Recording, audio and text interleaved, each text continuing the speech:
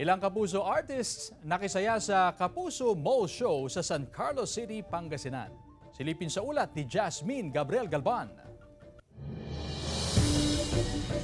Incredible surprise sa sangbaon ng Kapuso Stars sa ginanap na GMA Regional TV Kapuso Mall Show sa San Carlos City, Pangasinan. Abot tenga ang ngiti ng Team Reagan sa performances ng Abot Kamay na Pangarap cast member na si Jeff Moses.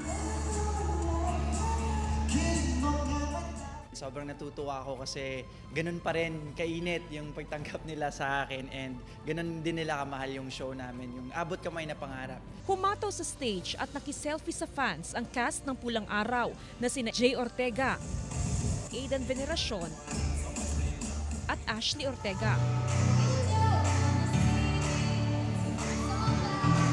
Sa mga nanood ngayon sa mall show namin, maraming salamat. Inar-arot taka mga Pangasinense. Ang saya, ang wild nila. Super nakaka-overwhelm yung mga kapuso natin dito. Di namin in-expect. Ang taas ng energy.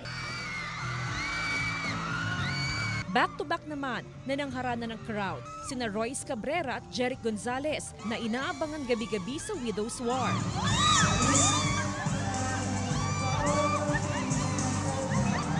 Expect na gano'n yung maging salubong nila sa amin. Kaya may pagkakataon, syempre, why not? Balik ulit kami para may pagsaya sa kanila.